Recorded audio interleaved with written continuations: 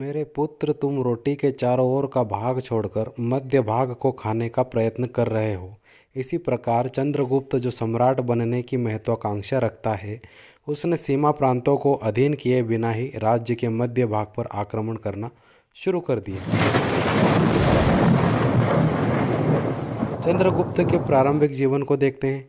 चंद्रगुप्त बड़ा ही प्रतिभाशाली युवक था। उसकी राजनीतिक महत्वाकांक्षाएं महान थी। देश की राजनीतिक अवस्था व नंदों की अयोग्यता से वह परिचित हो चुका था। अतः वह नंदों के विनाश के लिए प्रयत्नशील था। उसे अपने कार्य में चाणक्य का अमूल्य सहयोग प्राप्त था।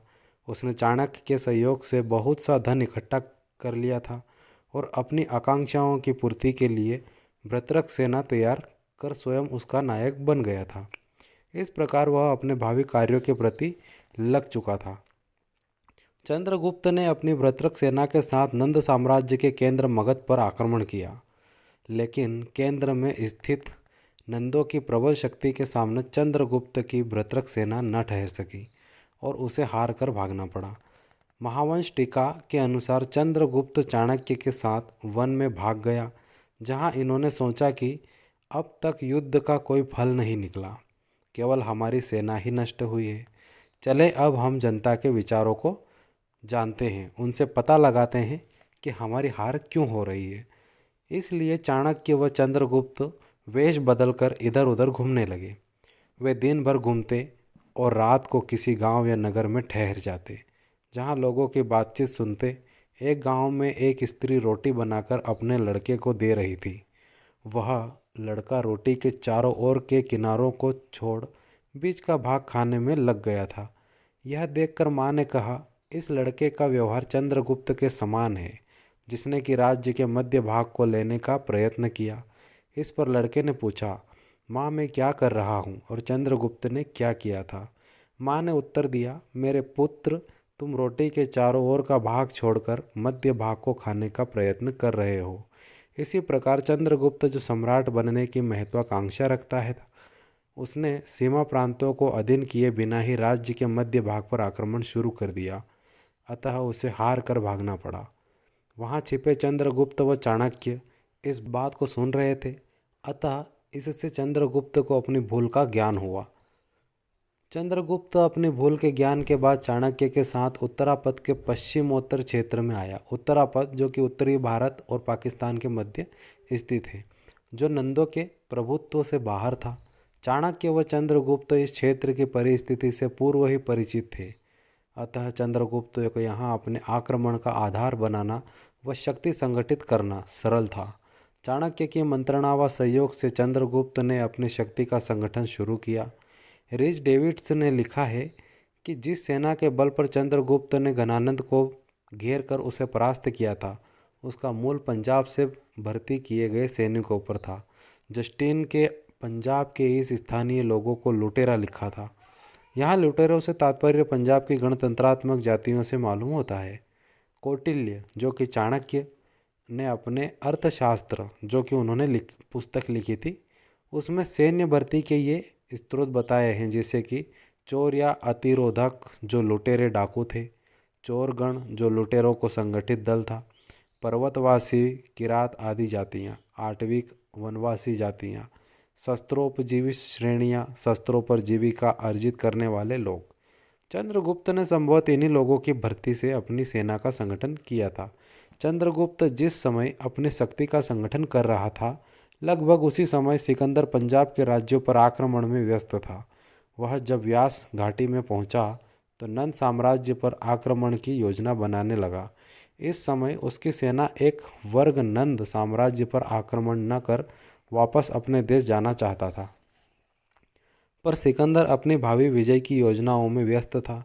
इसी संदर्भ में सिकंदर ने संभवतः चंद्रगुप्त की स्थिति व महत्ता को समझते हुए उसे कूटनीतिक वार्ता के लिए आमंत्रित किया। फिरदौसी ने सिकंदर द्वारा चंद्रगुप्त को आमंत्रित किए जाने का उल्लेख किया है और जस्टिन ने चंद्रगुप्त का सिकंदर से मिलने का उल्लेख किया है। ये इतिहासकार हैं। इससे स्पष्ट होता है कि इन दो महान व्यक्तियों का मिलन उत्तरापथ में पंजाब की व्यास घाटी में कहीं हुआ होगा। उल्लेखनीय है कि सिकंदर के समान ही चंद्रगुप्त भी एक महत्वाकांक्षी व्यक्ति था।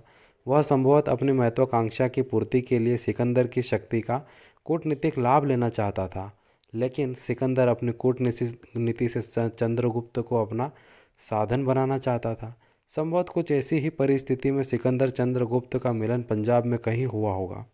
निस्संदेह दो महान व्यक्तियों का यह मिलन व वार्ता ऐतिहासिक रही होगी, पर दोनों की महत्वाकांक्षाओं के टकराने के कारण यह वार्ता सफल न हो सकी। जस्टिन ने लिखा है, सिकंदर ने आवेश में आकर चंद्रगुप्त को पकड़ने का आदेश दिया, पर चंद्रगुप्त अपनी अभूतपूर्व स्फूर्ति के कारण यूनानियों के हाथ न लग सका और बड़ी कुशलता से भाग निकला। चंद्रगुप्त यहीं से यूनानियों का शत्रु बन गया और कट्टर विरोधी हो गया और पश्चिमोत्तर भारत से यूनानी सत्ता की समाप्ति के प्रयास करने लग गया। हम देखते हैं कि सिकंदर ने जिन भारतीय वासियों को अपने अधीन कर लिया था, उनका रुख अनुकूल न था। उनमें विद्रोह की भावना फैली हुई थी। ऐसी स्थिति में वहाँ से यूनानी सत्ता के उन्मूलन का कार्य चंद्रगुप्त के लिए सरल हो गया। उसे उस कार्य में अनेकों सहयोगी मिल गए, जिनका वह स्वयं नेता बन गया। उसने योजना अनुसार यूनानी उत्तराधिकारियों की हत्या करवाना शुरू कर दिया। इसी क्रम में वहाँ अनेक यूनानी अधिकारियों की हत्याएं हुई। वापस लौटते हुए सिकंदर ने ईसा पूर्व 325 में अपने सेनापति फिलिप की हत्या का दुखद समाचार सुना। सिकंदर वापस जा रहा था, परंतु उसके भारतीय राज्य में विद्रोह व हत्याएं हो रही थी। यहाँ वह विद्रोह चल ही रहा था कि वापस लौटते सिकंदर की मृत्यु 323 ईसा पूर्व में बेबीलोन में हो गई। जस्टिन ने लिखा है कि सिकंदर की मृत्यु के बाद भारत में मानो अपने गले से दास्ता का जुआ उतार फेंका और उसके क्षत्रपों को मार डाला। इस विमुक्ति का सृष्टा या नेता सेंट रिकॉर्ड्स था, जिसे चंद्रगुप्त कहा गया। जस्टिन के इस उल्लेख से स्पष्ट है कि चंद्रगुप्त वहाँ के विद्रोह का नेता था और उसी के नेतृत्व में भारत का यह भाग विदेशी सत्ता से उन्मुक्त हुआ था। पंजाब की मुक्ति का संकेत हमें ईसा पूर्व 321 के टिपेरिडिस की संधि से भी मिलता है, जिसमें स्पष्ट है कि सिंधु से पूर्व के भारतीय प्रदेशों पर से यूनानी सत्ता का अंत हो चुका था। पंजाब की हस्तगत करने के बाद चंद्रगुप्त ने मगध विजय का सफल प्रयास किया और संवत 322 ईसा पूर्व में मगध को विजित किया। इसलिए तो प्लिनी ने लिखा है कि सिंधु सरिता मगध राज्य की सीमा पर बहती थी। सिंधु सरिता अर्थात सिंधु नदी जो थी, यह एक व्यंग है। प्राप्त साक्ष्यों से ज्ञात होता है कि चाणक्य ने नंदों का विनाश कर चंद्रगुप्त को गद्दी पर बैठाया। निसंदेह नंदों की पराजय एवं मगध विजय में चंद्रगुप्त ने चाणक्य से अभूतपूर्व सहयोग प्राप्त किया था। चंद्रगुप्त ने मगध विजय के लिए भयंकर युद्ध किया। मिलिंद पन्हों से इस युद्ध की भयंकरता का कुछ आभास मिलता है। मिलिंद पन्हों एक ग्रंथ है, इसमें उल्लेख है कि इस युद्ध में बेहतों की संख्या 100 कोटि सैनिक, 10,000 हाथी, 1 लाख घोड़े व 5,000 रथियों की थी।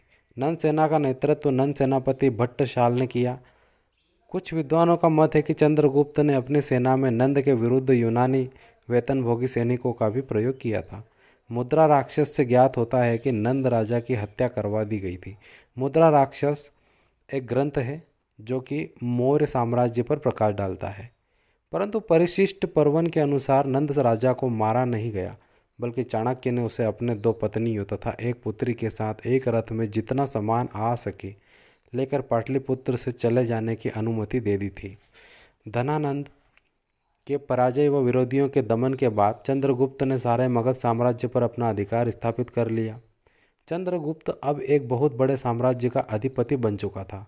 इस साम्राज्य के सम्राट के रूप में अब वह सिंहासन पर बैठा। चंद्रगुप्त मौर्य के सिंहासन आरोहण की तिथि के विषय में विद्वानों में कुछ मतभेद भी है, लेकिन 323 में सिकंदर की मृत्यु एवं 321 में सिकंदर के सेनापतियों में हुई टिपेरिडियस की संधि के मध्य चंद्रगुप्त के सिंहासन रोहण की जो तिथि है वह 322 ईसा पूर्व मानी जाती है। इस तिथि को अनेक विद्वानों ने उचित माना है। सम्राट के रूप में चंद्रगुप्त ने बहुत सारे कार्य भी किए थे, जिन्हें हम आगे देखेंगे। धन्यवाद।